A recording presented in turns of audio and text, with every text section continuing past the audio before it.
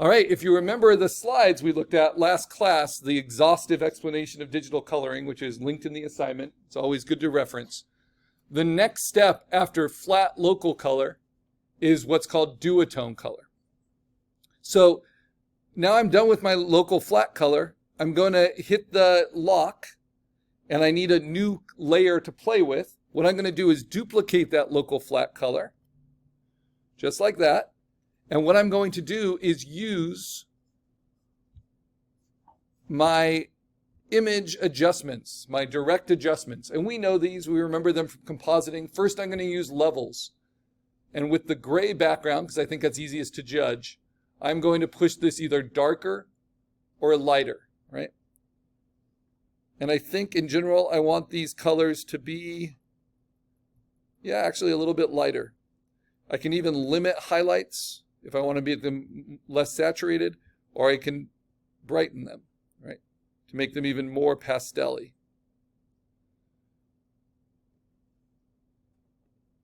Okay, now what's my next one? Adjustments, color balance. Midtones first. Do I want to push everything towards cyan? I think I do. I kind of like that. Do I want to push all the midtones towards magenta? Or the other way, I think I want them towards magenta a little bit. Do I want them more towards yellow or towards blue? This is kind of glazing all of your colors. It helps bring them into the same color families. I like that. Same thing with highlights. I'm going to warm up the highlights. I'm going to cool down the shadows. So I'm in highlights right now, and now shadows. Now this looks very different than when we did it on photographs or photographic pixels. And sometimes you'll lose something you really like, but you'll like other things. So now let me contrast them. So what I like is the body more.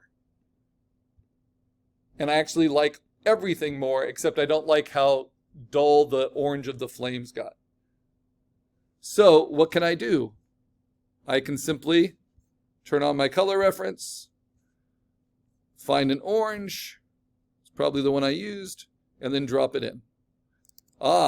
Why did it select all of it this time? It's because with my direct adjustments, the difference between this yellow and this color are now closer. So when I use the paint bucket, I want to lower my tolerance.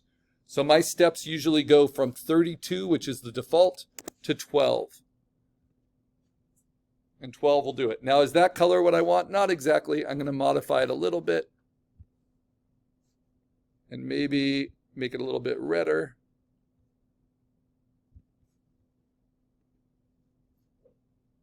And brighter. So what do I have here? I actually have my local flat color that is better. Because often you don't know what's good until you try it out, right? So this is not duotone yet. This is a second layer of local flat color.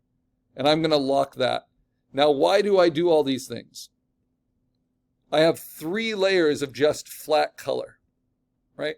Like 3 types of cheese. So I have yellow, I'll have orange cheese, and then I'll have red cheese. The jalapeno cheddar, right?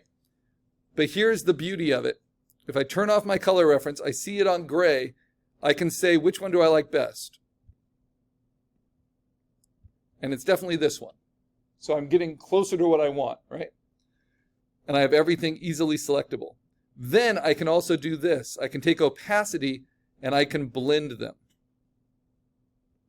at different layers until I get the exact flat colors I want, right? And then I'll show you some cool tricks at the very end where we can do a lot with them. One of my favorite tricks is this. Instead of normal mode, use dissolve mode. And now that flat color is more like a construction paper texture, blending the layers underneath with it. And that will print a lot nicer than just 100% flat.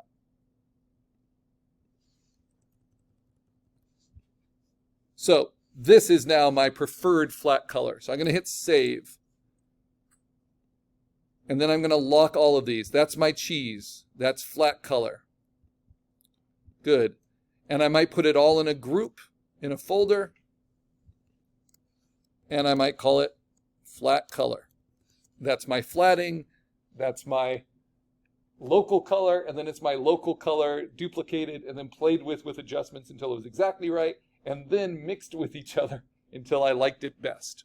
And now it's all here. This is now my cheese. I have the 3 cheese mix, right? So what is my sandwich? It is black bread on top.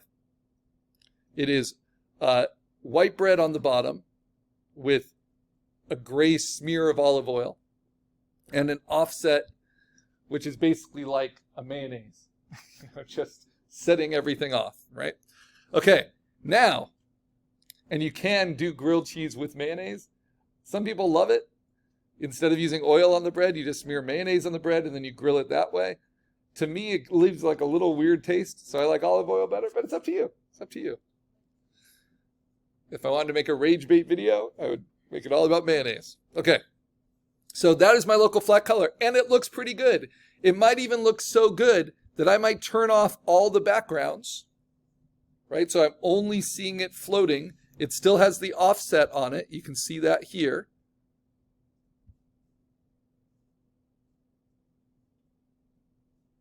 And I might save this as a PNG.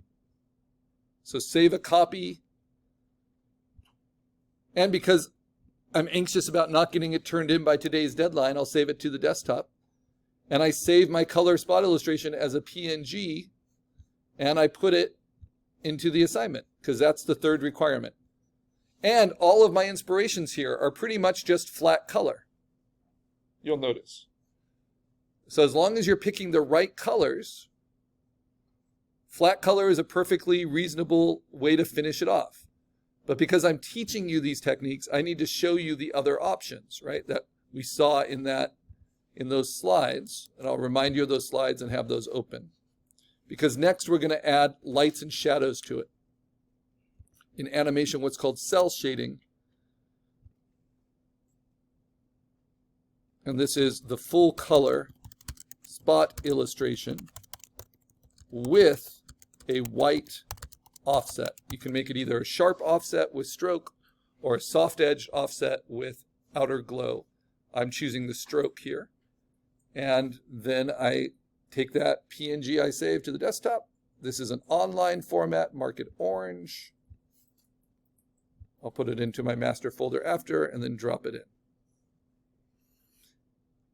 And with spot illustrations, this isn't like our vector symbols from the last project where you post it in black and that's what you really focus on, and then you just do color variations and hope they don't make it worse, right? Here, we really want the color to add something. We want it to feel more and more complete as we do each thing. That the vector line art kind of cleans up our lines and our intentions, and that the color really kind of shows off what we're hoping for, right? Next, let me open up those slides so you can see and look ahead. I'm going to post that. Now I've met all the requirements, but I still think I can do a better job with the color.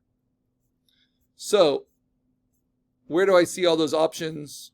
Of course, there's like my skateboard sticker inspirations, which are at the very bottom. There are the past student ones. But right here, underneath this template, we've gotten just past step 3 now of our digital coloring primer, where we have vector line art and then we put flat color, that's local color, the color it actually is, behind our lemon. That sounds like we haven't gotten very far, but we've done all the hard work, right? Now we just get to play with it. So Duotone hard edge color is the next step. And if you want to see examples of that, we open up my exhaustive explanation and we go to where it starts talking about Duotone, which is here. So Duotone takes that local flat color, this, and it splits it into lights and darks within each of those local zones. So now you have color that has a different edge than your line art, right? You're creating new edges. This is hard edge Duotone. This is the best to start with because computers are good at softening edges. They are not good at sharpening edges. So you want to start with sharp edges. So how do we do it?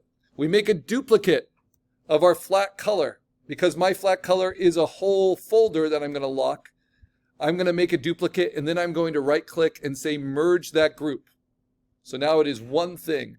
And I'm going to change this now to orange, because this is duotone color. And I'm going to change its name to Duotone Hard Edge, or Duotone Hard, like it's done time. So I just made a duplicate. What do I do with that duplicate? This is my local color. This is Charlie Brown's shirt. This is the yellow banana. This is the pink pony, right? Now I have to decide, do I want to make it darker or do I want to make it lighter? Okay. So what I'm going to do is I'm going to do Duotone Hard, and I'm going to do shadows. Because I'll look at my color reference and I see all of them are these two are duotone. And you can see those shadows really clearly. So let me get those shadow tones. So to do that, I go to Image Adjustment, Levels, and I'm going to push that midtone slider to the right. And that takes all of my existing colors and gives me a shadow tone for them. And then I'm just going to desaturate them a little bit by taking that slider down. And then I can say, okay, well, maybe I don't want it that strong, especially if they go towards black. So maybe about there. So what do I have now? I have my flat color, which is like a medium tone, and now I have a shadow tone. But this is what I love about Duotone Hard Edge. I'm now going to go back to the skills we learned for our very first exercise, our line art jumble. And I'm going to use my regular lasso tool. And I'm going to use it with 0 pixel feather. Though some people like to do it with a 1 pixel or a 2 pixel feather. But I'm going to make it as hard as possible. No feather. Cutting right between pixels. And what I'm going to cut out are the highlights. Now, I have flames here, so there are some pretty obvious highlights that are going to be at the edge of the flames. And they're going to be pretty arbitrary. So I'm going to loop all of that and then hit delete. Right? And that's going to show the highlights. But you see how it kind of cuts through everything evenly. So maybe I leave the flames for the end. And what I do first is the tail. And I say, okay, all of this, the back, the top of the flames, you can do it in chunks. The stars, all of that I want to be in highlight. Right? The back of the leg, this part of the hoof, I want that to be in highlight. You just cut it out. Remember, you're not hurting anything because you have your flat color underneath. That part of the leg, cut it out. Let's see, this part of here, this should all be in highlight.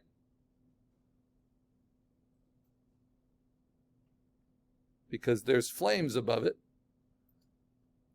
All of this should be in highlight. Let's try it like that. Cut it out. Now the skull, maybe the front of the leg here. You could try to follow light logic. Obviously, I have fire in mine, so that's bathing it all with light. That makes a lot of sense. Maybe I'll see a little bit of the belly in highlight as well, just because of that, like the reflected light from it. But if you think it's too much, because you can often overdo it, you just hit Command-Z, right? And then little things like this can be a problem. So it seems like maybe the only place I want to split it is on the blue. Though I got to tell you the truth, I actually really like that blue, and I really like that green and red. So what I'm going to do instead is just clean it up here. And if I overshot it here, what can I do? I'm going to use my clone stamp, because remember, there is no black on this. So I'm just going to use my clone stamp and copy this fill at 100% and fill in that little sliver that I cut off and didn't want to. So this is my duotone color layer. Same thing here with the bottom.